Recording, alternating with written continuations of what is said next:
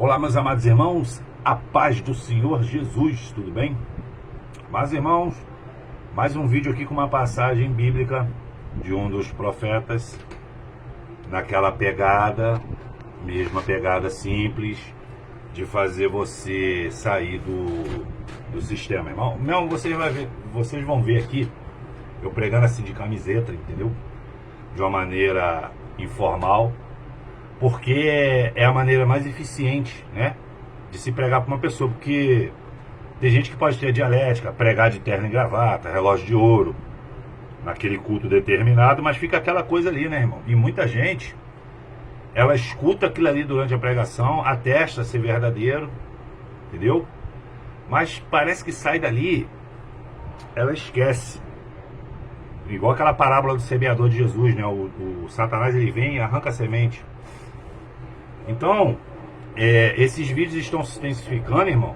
Não é para querer ter visualização, essas coisas, não. Já cansei de explicar isso. Para mim, tanto faz, tanto fez. Eu pedi se tivesse uma visualização, uma pessoa que escutou isso, tá? E seguisse, para mim já estava ótimo, porque mais vale uma alma do que o mundo inteiro. Eu não tenho nenhuma característica de ser uma liderança, não. Mas o que eu falo, você pode correr nos comentários do meu vídeo aí. Não tem comentário contrário, não. Então, enquanto eu posso, enquanto a internet está livre, eu vou usar o alcance dessa rede para ter uma conversa informal com vocês, baseado na lógica, porque se você parar para pensar, o Senhor, ele não quer muita sofisticação tecnológica, não.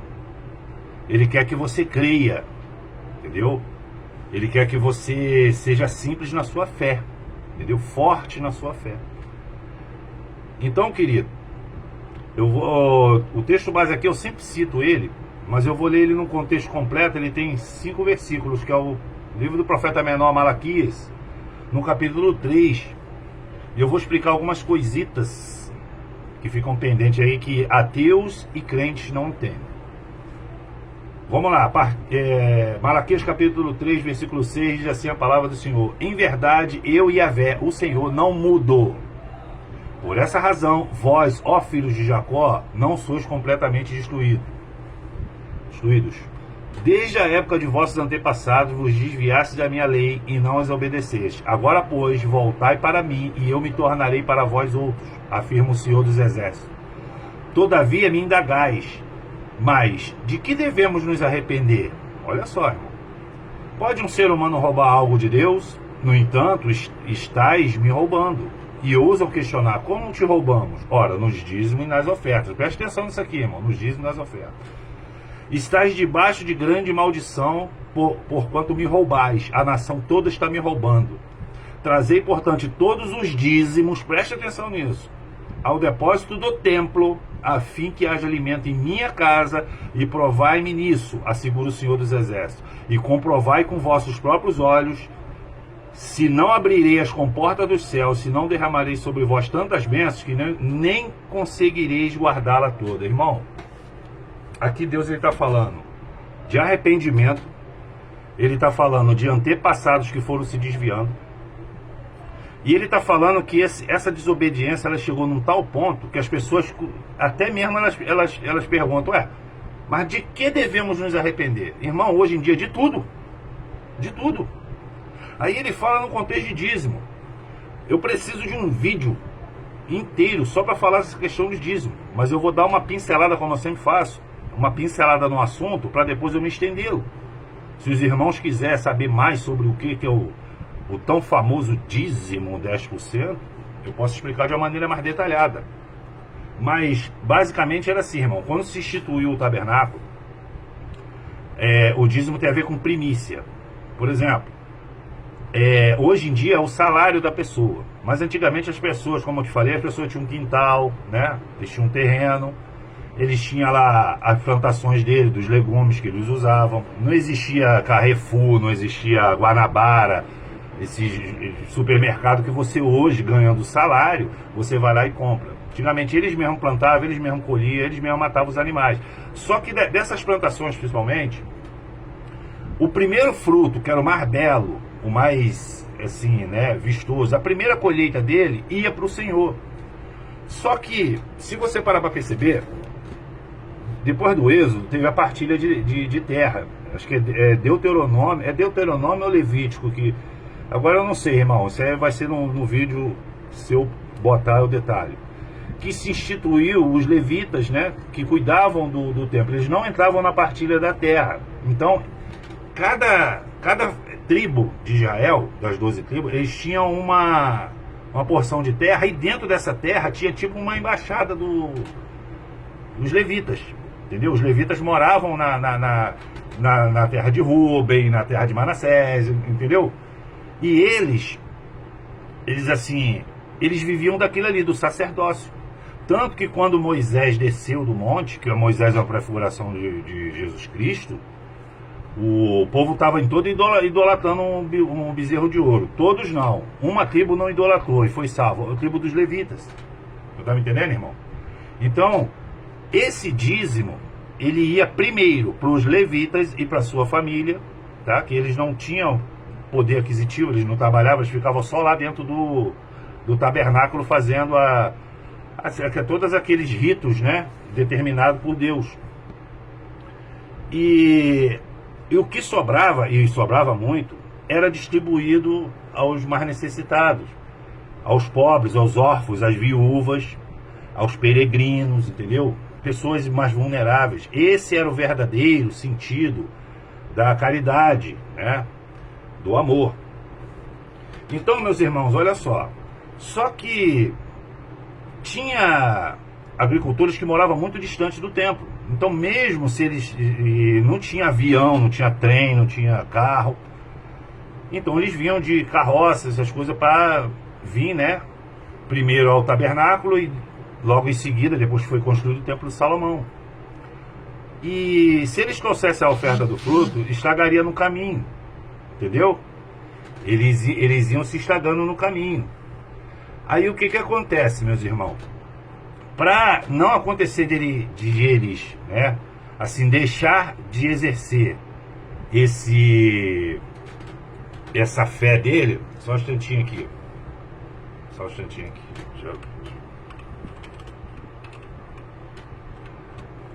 Aí, para eles não deixar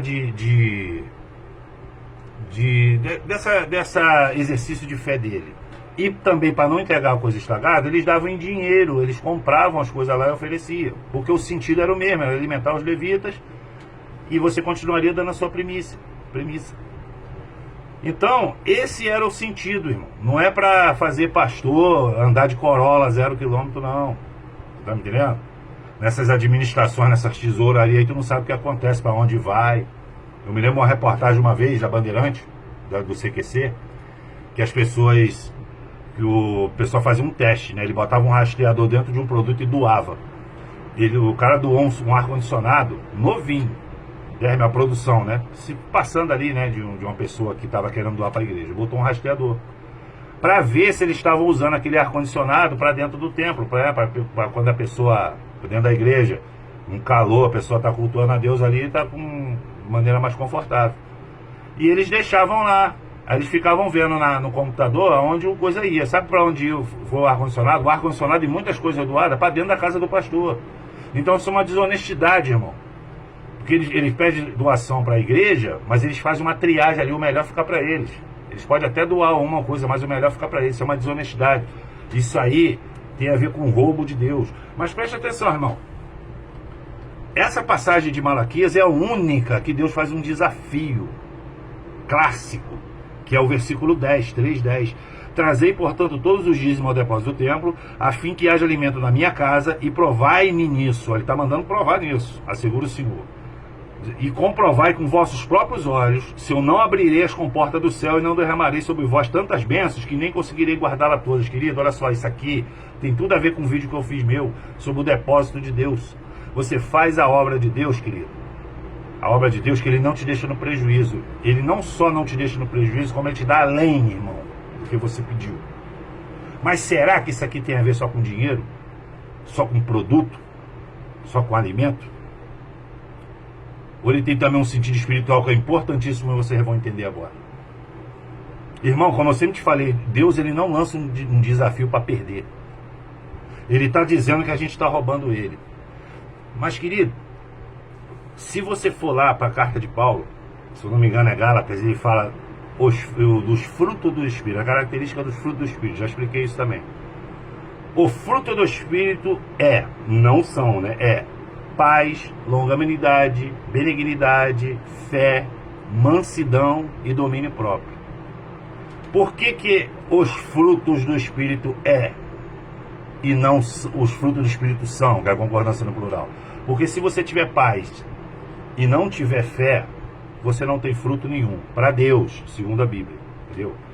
Se você tiver longanimidade, né, ou seja, paciência, e não ser benigno, não tiver benignidade, você não tem fruto nenhum. E por aí vai, você pode fazer várias combinações. Ou você, a Bíblia está falando, ou você tem todos eles, ou você não tem nenhum. Porque um está atrelado ao outro, que é permeado pelo amor. Porque, como eu te falei, o amor não só faz você cumprir todos os mandamentos, mas também ele te dá todos esses frutos do Espírito. Mas preste atenção que Paulo ele faz uma analogia, ele podia fazer uma analogia com qualquer outra coisa, mas ele faz com fruto. Então Deus está falando em Malaquias, irmãos, que o melhor fruto, o melhor dízimo, eu não estou falando de outras coisas não, porque tem gente que é pão duro. Tem gente que está vendo lá, como eu te falei, a minha igreja ela paga até conta de luz, compra a cesta básica para dar para os mais necessitados. Se uma pessoa estiver precisando de uma geladeira, a gente se junta lá e paga. Como eu te falei, a gente trouxe uma irmã lá da Bahia, junto com a filha dela.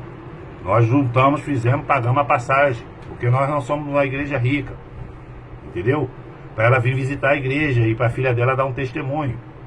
Porque uma filha dela, morando num lugar daquele ali, infestado dessa nova moda aí, de homossexualismo, a menina se manteve fiel, querido. Então o testemunho dela era importante, mas para isso tem que ter passagem, tem que ter essas coisas, ela não tinha condição, mas a igreja traz. Esse é o sentido. Porque quando você chega lá, o banheiro está limpo, tem material de limpeza. Não estou nem falando dos irmãos que fazem aquilo de graça, não. Serviço de faxineiro pesado e caprichoso. Eu estou falando de produtos de limpeza, aquilo não vem do céu não, irmão. Entendeu? O café da manhã da consagração lá da igreja, que tem queijo, tem pão, tem bolo, é uma maravilha aquilo ali, é um mini ágape, mas aquilo tem custo. Então cada um tem a caixinha lá, né? A caixinha do café da manhã, cada um bota um dinheiro ali, a irmã vai lá, pega aquilo ali, vai no mercado que fica perto da igreja, compra tudo. No final da consagração a gente abençoa e fica aquele café maravilhoso, mas tem custo. Então, meu irmão, eu não estou falando desse custo, estou falando que Deus está dizendo aqui que você tem que dar esse fruto primeiro para ele, senão os outros não vai adiantar de nada. É a mesma coisa que eu falei, não adianta você ler Bíblia. As pessoas pensam que eu prego contra isso. Não, eu acho maravilhoso isso. Eu faço isso. Ler Bíblia, orar, ir ao templo, congregar, porque aquilo ali, como eu te falei, assim como você vai num restaurante com fome, numa churrascaria para alimentar o seu corpo físico, quando você vai numa igreja é o restaurante da sua alma. Mas não adianta você fazer aquilo tudo ali, chegar em casa, assistir o Fantástico, aquelas mentiras que a Rede Globo conta pra você. Tá me entendendo?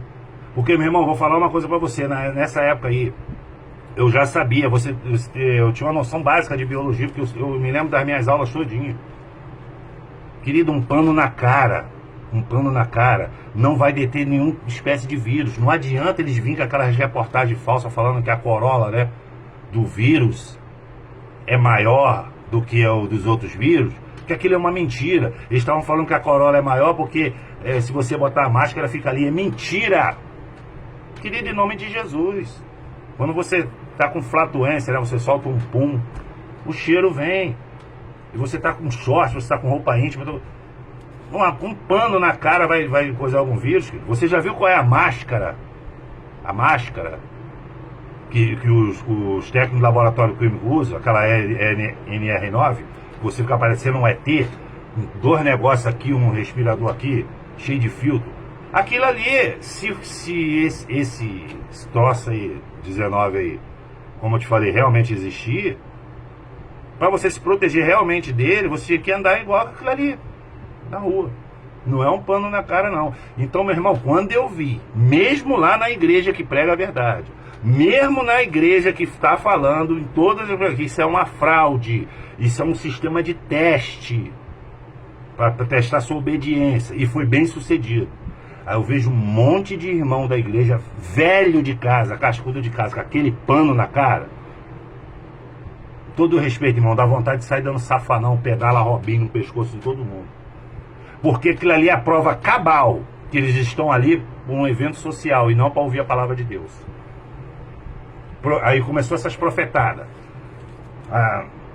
As crentaradas lá, as mulheres que se diz missionária, lá do Nordeste. Ai, que Deus vai fazer isso, que Deus vai fazer aquilo. Ela canta lá. Ela com a máscara e todo mundo atrás, aqueles engravatados sentados naquelas cadeiras, todos eles de máscara. Eu fui ver meu sobrinho na Igreja Maranata, numa pregação que ele foi fazer lá, numa palestra para casais. Fui eu e minha esposa, nessa época. Aí eu parei meu carro, a máscara eu uso no mercado, porque ali é proibição. Aí eu tenho que botar, eu tosse na cara, só para entrar, chega lá eu tiro. Ninguém nunca falou nada. Mas na igreja, eu fui lá e deixei minha máscara no carro. Falei, uma igreja. Porque eles estão pregando um Jesus que cura, né? Eles estão pregando um Jesus que para ele nada é impossível. Mas eu fui lá, o homem membro da igreja, cheio de tatuagem, com a camisa do Flamengo dentro da igreja, que eu tô falando, chegou e falou, irmão, isso foi num sábado de tarde. Irmão, não pode entrar sem máscara, não. Eu tive que ir lá no carro, em respeito ao meu sobrinho, que é pastor. Eu fui lá no carro, peguei minha máscara, porque senão eu voltava e pegava meu carro e ia embora. Tu tá me entendendo, meus irmãos? Porque primeiro você tem que se separar da mentira do sistema e depois você fazer as coisas de Deus, que não vai adiantar de nada. De nada. Então o fruto que você tem que dar pro Senhor, primeiro, é isso. Você tem que ter paz, longanimidade, benignidade, fé, principalmente a fé, mansidão e domínio próprio. Aí Deus fala assim, me dá esse fruto para mim. Que, querido, você vai ver o que vai acontecer na sua vida, o que eu vou fazer na sua vida. Ele está me lançando um desafio aqui. Eu vou te dar tantas bênçãos que você não vai nem acreditar. Eu vou te dar tanto provimento que você não vai ter onde guardar. É isso que Deus está falando. Ele não está falando de dinheiro, ele não está falando dessa mecânica, não. Tu está me entendendo, irmão? Então, essas conversas é para desmistificar essas coisas. Outra coisa, para finalizar o vídeo, o Senhor lhe pede para me falar nesse vídeo. Ele começa esse texto falando que ele não muda. Eu sou o Senhor Yahvé e não mudo. Quem muda somos nós. Então, se ele não muda, irmão, então todo esse aparato tecnológico, ele vai cair. O problema é que é o seguinte, eu costumo falar, eu coloco o carro, o meu dinheiro e a minha casa no lugar onde eles têm que estar. Ou seja, carro na garagem, eu não tenho garagem, o carro fica ali na rua. Carro para usar quando eu precisar, é uma necessidade. Tanto para ir no mercado, ou ele pode servir numa emergência, para levar minha esposa numa UPA, numa emergência de um hospital. Não é para ser idolatrado, não é para ser enfeitado, não, que isso é coisa de moleque, irmão. Tem gente que deixa de dar para os filhos em casa, deixa de dar um laptop para o filho estudar, deixa de trazer um alimento melhor, deixa de passear com a família para ficar enfeitando o carro, para ficar mostrando para os outros. Tá me entendendo? Tem mulher também que paga não sei quantos mil para botar silicone. Para quê, querido? Tu acha que é pro marido? Vai pegar aquela coisa plástica? É pros outros, é para mostrar pros outros que é mais belo. E gasta fortuna nisso. Então essa idolatria, essas coisas tecnológicas, essas coisas materiais, querido, é que afunda o ser humano. Aí quando Deus cobra você voltar a si, eles fazem essa pergunta aqui, do Malaquias 3, 7. Mas de que devemos nos arrepender? Cara de pau. Cara de pau, a mentira ficou tão incrustada na sua vida que você nem mais você acha que aquilo é normal. Aí vocês têm que fazer umas perguntas, igual eu faço, uma pergunta que te liberta, querido. Por exemplo, todas as pessoas usavam vestido, eu já falei isso, antigamente. Em 1800 e pouco, um fazendeiro americano criou a calça jeans. Hoje é padrão, o homem usa calça e a mulher usa saia e também calça. Entendeu? Mas e antes? Esse negócio de açúcar refinado, tem vários estudos falando que eu tô falando, irmão, que eu consumo, eu tenho que deixar de consumir isso aí, tá? Eu tô em processo aí de mudar toda a minha alimentação, de A a Z, que diz que vai melhorar até se você estudar, se você comer certo tipo de vegetais, se você eliminar uma das refeições, tá? Não tô falando de maneira radical, se você comer bem menos carne, a sua capacidade de concentração melhora, mas isso varia de pessoa para pessoa. Não se pode proibir nem demonizar nenhum alimento, não. Entendeu? Mas o açúcar refinado tem testes aí que provas que aquele açúcar, aquela sacarose, aquilo faz que não é uma bomba no organismo, querido. Então é bom cortar, ou você usar outras fontes. Mas o açúcar refinado, ele veio ali da colonização. Quem estudou a história do Brasil aí, naquele ciclo, né? Da cana-de-açúcar, lá em 1700 e pouco. E antes, como é que eles adoçavam os alimentos? Tá entendendo? A Bíblia fala do mel. Tô falando para você voltar pro mel? Não.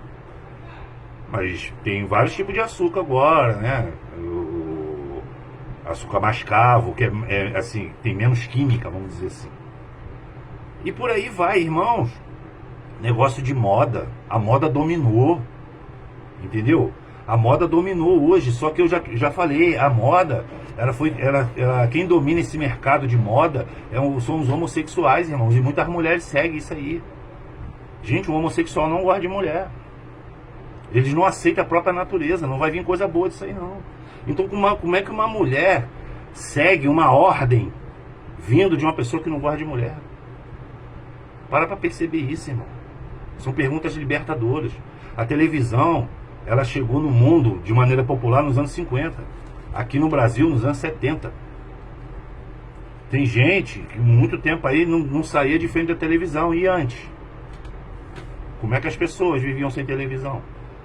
A internet tem menos de 30 anos. A banda larga, menos de 20. Porque a internet, quando começou, era discada. Tinha um custo altíssimo. Muita gente só aproveitava aquele pulso depois de meia-noite e ficava navegando das madrugadas, alterando as suas características de sono que Deus determinou. Você vai ver por que eu estou falando tudo isso. Tem gente que não vive sem internet, irmão. Mas e antes? Eu tenho 47 anos, vou fazer 48 em abril. Eu brincava na rua. Não tinha internet, tinha pique. Você sabe por que foi inventado a amarelinha? Como é que é o nome daquele outro? Elástico? Pique bandeira, aquele elástico, irmão, aquele elástico, essa brincadeira, ele tá testando três coisas ali, tua resistência física, tua coordenação motora e teu equilíbrio. A amarelinha tem coisa que você tem que pegar um negócio nas casinhas ali com um pé só. Equilíbrio, ergonomia, exercício, aquilo praticamente é um polichinelo. Pique pega, pique bandeira, pique altinho, pique esconde. Tudo brincadeira que exerce o seu corpo. Paulo fala que você tem que ter cuidado com o teu corpo, que é o templo do Espírito Santo de Deus. E hoje, irmão, as crianças tudo gordas, tudo obesas. Tu não via isso não. Tu via 1, 2, 3 gordinhos ali, que era até zoado, né? Até sofria bullying. Mas eles não estavam nem aí. Tu via gordinho correndo, jogando bola, cara. Comia quando chegava em casa, comia, mas tinha mais saúde. A gente bebia água da chuva. Tu tá me entendendo, irmão?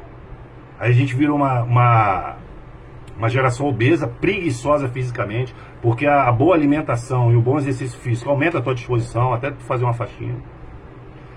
Então, querido, isso tudo tem a ver com esse vídeo aqui. Por que eu tô falando tudo isso? Porque Deus não muda. E quando ele tá falando isso, querido, ele não vai ficar naquela teimosia, não. Ó, eu tô aqui para te abençoar, mas se tu não quiser, não. Ele vai dar um fim na história. E de que lado? E com isso ele vai vir sinais terríveis. Não adianta ficar falando, poxa, Deus não tá com pena da gente, Deus esqueceu da gente. É necessário fazer isso, irmão. Porque, cara, tem muita gente, eu vejo o meu pastor Elvis, ele se esguela no culto inteiro. Irmãos, eu entendo exatamente o que aquele homem passa. Quando você detém a verdade, irmão, quando você tem oração com o Senhor, quando você entende a Bíblia, entende a história contemporânea, o que está por trás de todas essas coisas, você sente um desespero para avisar os teus irmãos, porque você sente amor pelos seus irmãos. Tem gente que tem prazer. Teve um grupo aí, eles sabem quem são, né? Que uns 2 anos atrás eles foram lá, se reuniram para ir para o sítio. Para um sítio, mas não falaram nada para ninguém. Depois que eu fiquei sabendo da história, esse grupo, dentro da igreja, tinha certeza que Jesus ia voltar naquele dia, naquele sábado, à meia-noite de sábado para domingo. Seguindo, sabe o quê? Um entendimento errado de pré-tribulacionismo. Aí, não avisaram para ninguém, só foi aquele grupo, aquela panelinha. Não avisaram nada para ninguém, não avisaram parente, não avisaram nada. Depois eu perguntei se estão sabendo disso. Chegou lá, passaram a noite toda orando. Jesus voltou. E eu falei para um deles, se Jesus voltasse, igual vocês estavam crendo ali, ele ia levar aquela vizinhança todinha, ia deixar vocês. Porque, querido, eu nunca vi isso. Porque tem gente que é assim mesmo, a gente tem que se lascar mesmo. A gente está avisando, não, querido, o amor deixa a gente desesperado. Tá? Porque tem parente nosso no meio aí. Quando a destruição vir, tem gente, os cegos vão ser a primeira leva. Entendeu? Os cegos, a gente está aqui por amor, se arriscando, tá? Porque Satanás, ele bota medo no teu coração. Ó, tu fica fazendo esses vídeos aí, daqui a pouco vão começar a te perseguir aí. Polícia na porta, esses inquéritos aí que... tem gente sendo presa sem crime. Mas eu não tô nem aí, irmão. O meu objetivo aqui é o seguinte. Não é falar as coisas na minha cabeça, não. Falar as coisas baseadas na palavra de Deus, pela lógica. Eu tenho que passar isso pra frente, irmão. Eu tenho que passar isso. E eu já tô vendo um número maior de pessoas se libertando disso. E esse é meu maior prazer. Esse é o meu objetivo. Não é pra minha glória, é pra glória do meu Senhor. Entendeu? Então o Senhor não... O resumo tudo, para encerrando agora. O Senhor não muda. Quem muda é a gente. Faça as perguntas também libertadoras. E procure viver uma vida equilibrada, se desprendendo dessa tecnologia idólatra, que o Senhor está dizendo aqui no versículo 10, que Ele vai derramar bênçãos na sua vida. Parece simples, e é. Deus abençoe a todos grandemente.